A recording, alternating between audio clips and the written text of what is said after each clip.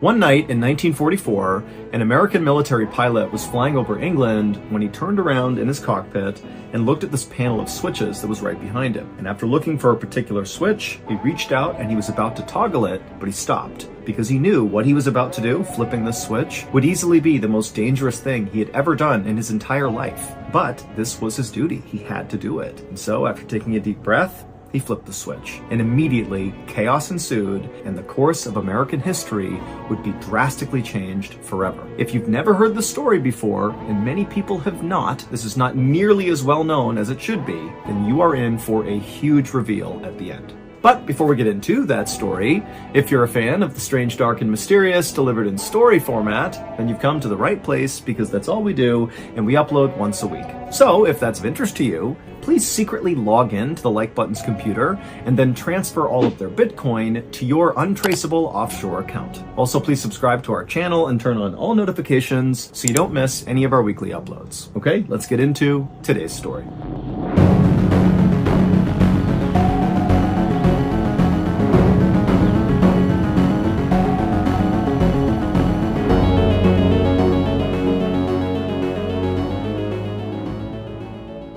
At around 5:30 p.m. on the evening of August 12, 1944, a young American military pilot named Joe walked out of his quarters on his base in England where he was stationed. And as soon as he was outside, he lit a cigarette to calm his nerves, and as he smoked the cigarette, he began walking towards the huge hangar on the other side of the base where his plane was waiting for him. Joe had been preparing for this night for weeks. He and his co-pilot, a 35-year-old lieutenant who was nicknamed Bud, were about to step off on a top-secret military mission called Operation Aphrodite. And this mission was not only top secret, but it was so unbelievably dangerous that basically anybody who knew about it considered it a suicide mission. But Joe tried not to think about that as he walked towards the hangar.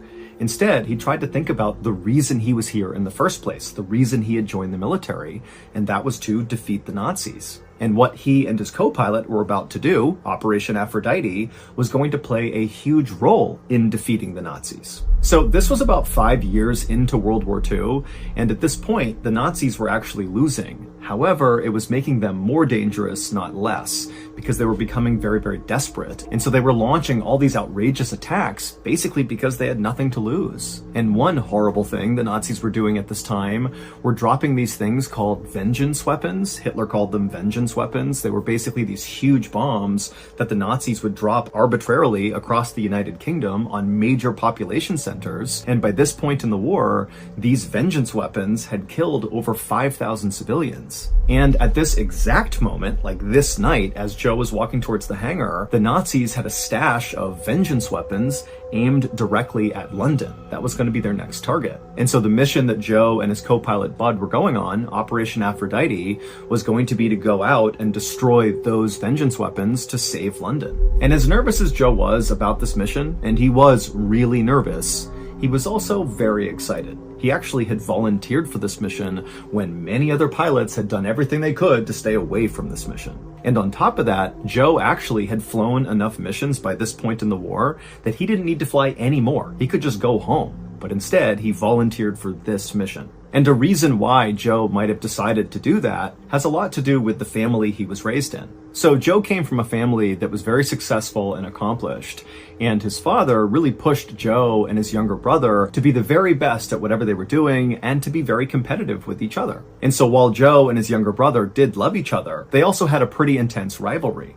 And for a while, Joe's father obviously favored Joe. I mean, Joe was the favorite child, and, his father would always say, Joe's going to be the president someday. He's so talented. But after the attack on Pearl Harbor that brought the United States into World War II, both Joe and his younger brother joined the military, and pretty early on in the war, Joe's younger brother got an award for heroism. He had basically saved his platoon of men, and he won all these awards, and he was all over the news. And pretty quickly after that, Joe felt like he fell out of favor with his dad, that his dad kind of looked at the younger brother as being the favorite child now. And so Joe really started to feel insecure and wanted to prove himself really to his dad. And so when Operation Aphrodite came up, Joe volunteered for it really because he wanted to be a hero. He wanted to show his dad that he too could do something huge and change the course of history.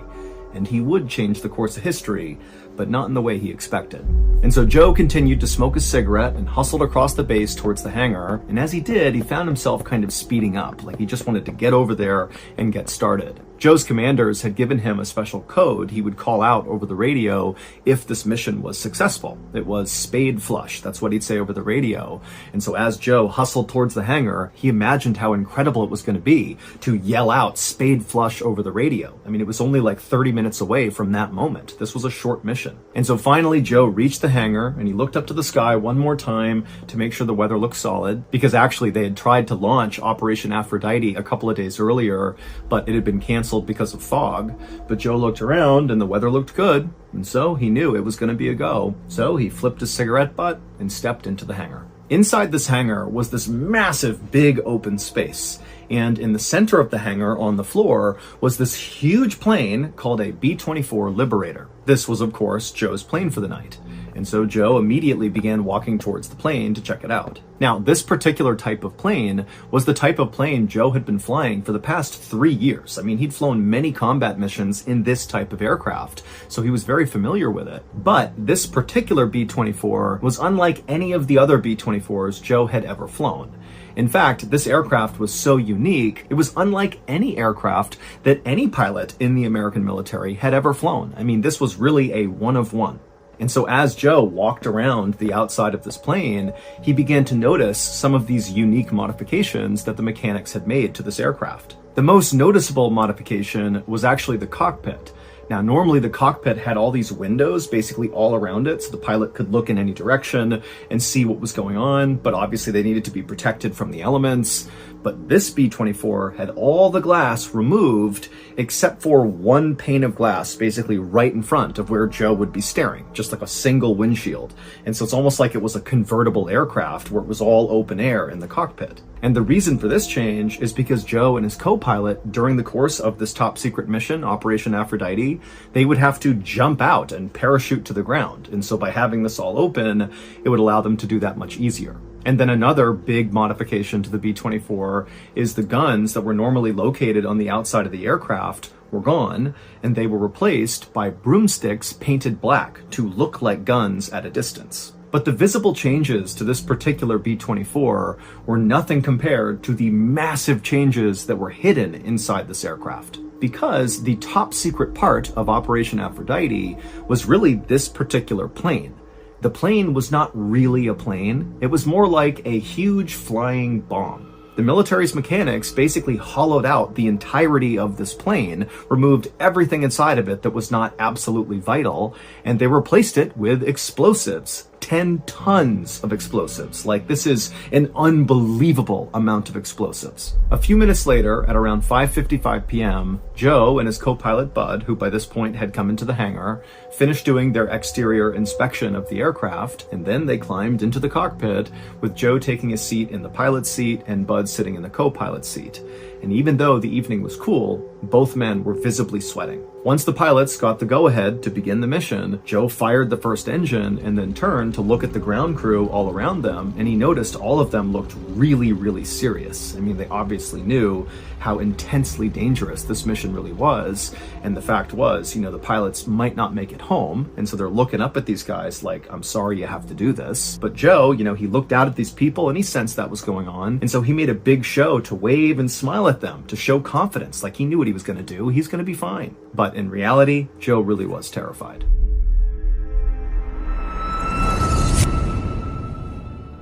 In about 10 seconds, I'm going to hold something up in front of the camera that our team has been working on for over a year, and it's finally ready to be revealed, and we know you're going to love it. All right, drum roll please, here we go. And it's the Strange, Dark, and Mysterious delivered in book format.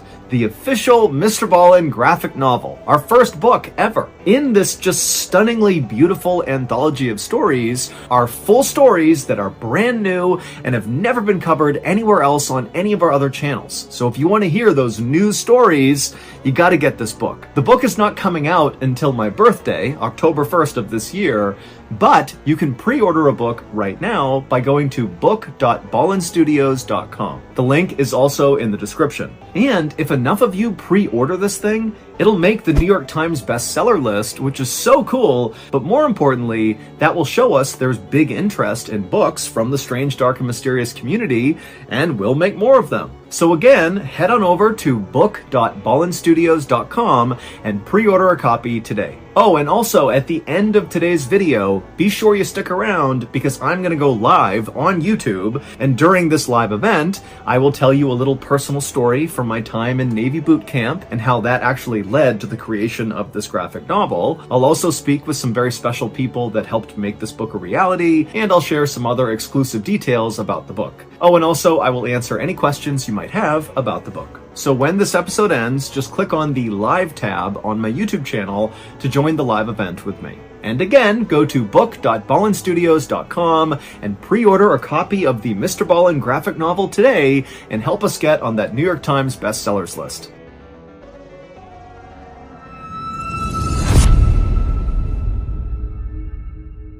By 5:59 p.m., Joe had all 4 propellers spinning on the aircraft, and so he released the brake and began taxiing out to the runway. And as they bumped along, Joe and Bud became really aware of just how heavy this aircraft was from all the explosives. I mean, every bump, this plane is lurching up and down and really creaking and making lots of noises. I mean, this was sketchy. Finally, Joe went full speed ahead, and he and Joe went tearing down the runway, and at some point, the plane did get lift, and it took off into the air. And then just up ahead of him were 6 other planes that had just taken off moments before, who were going to escort Joe and Bud to their target area. Once Joe got the plane to its cruising altitude, he and Bud kind of relaxed for a second and began preparing themselves for what was going to happen next. They had about 15 minutes of just kind of casual flying before the real work of this mission began. The vengeance weapons that Joe and Bud were going out to destroy as part of Operation Aphrodite were located about 120 miles south, just outside of this little town in the very northern tip of France. But destroying these weapons would not be as simple as just Joe and Bud flying over top and releasing all their explosives and flying back home, because the Nazis had buried these vengeance weapons deep inside the hills in this town in northern France. And so regular bombs wouldn't touch these vengeance weapons. They had to do it a different way. And the way they were going to do it was Joe and Bud were going to fly their plane directly into the hills. And the way they would do this is they would fly their plane as close to the target area as possible, at which point one of the other pilots that were in the escort planes would take remote control of the B-24 flying bomb.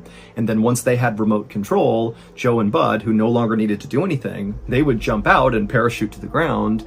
And then the pilot who was remotely flying this now vacant B-24 flying bomb, they would just set it on autopilot to crash into the hills. At around 6:15 p.m., just as the English Channel came into view, Joe toggled a switch on his control panel, and then after he did, he and Bud kind of held their breath for a second to see what would happen. And then a couple of seconds later, the plane kind of shuddered for a second and then leveled out. And then a call came over the radio from one of the pilots who were in the escort planes telling Joe and Bud that they had just successfully taken remote control of the B-24. So at this point, Joe and Bud are no longer flying the aircraft. They're just sitting inside of this flying bomb. Now, there were only 2 things left for Joe and Bud to do before they could bail out to safety. They would need to arm the plane, so basically arm the explosives and make them ready to detonate. And then after that was done, they would need to call out over the radio, spade flush, the code Joe was given, which would signal to everybody else that the plane was ready and Joe and Bud were jumping out.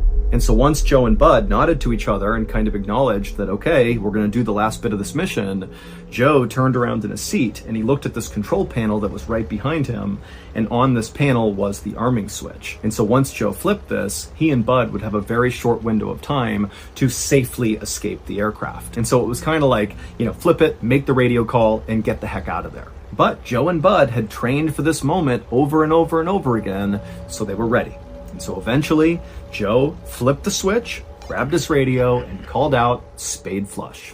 What Joe and Bud could not have known when the mechanics were making all these modifications to this B-24 was that one of the mechanics accidentally crossed some wires in putting in all these explosives. And so just seconds after Joe had armed the explosives, They detonated. They were not supposed to, but they did. And so Joe and Bud were killed basically a fraction of a second after calling out Spade Flush. But it would turn out the catastrophic failure of Operation Aphrodite had no impact on World War II. In fact, Operation Aphrodite should never have happened in the first place. It was totally unnecessary. What Joe and Bud and the rest of the American military didn't know at the time was 5 weeks earlier, the British Royal Air Force dropped a whole bunch of ground-penetrating bombs all across those hills in northern France, and they destroyed all of the vengeance weapons. So when Joe and Bud took off on this doomed mission, there was no threat to London. None. But that is not the big reveal in this story, because Operation Aphrodite changed the course of American history in a really specific and really enormous way.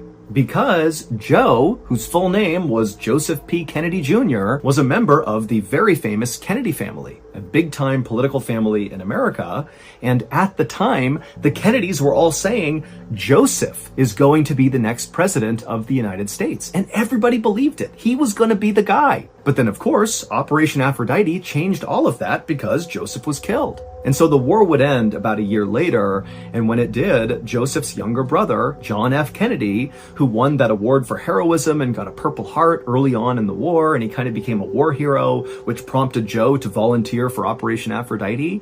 Yeah, John would begin his unbelievable political rise. And by 1960, John F. Kennedy, JFK, would become the 35th president of the United States, even though he wasn't supposed to. He was the second choice. It should have been Joe.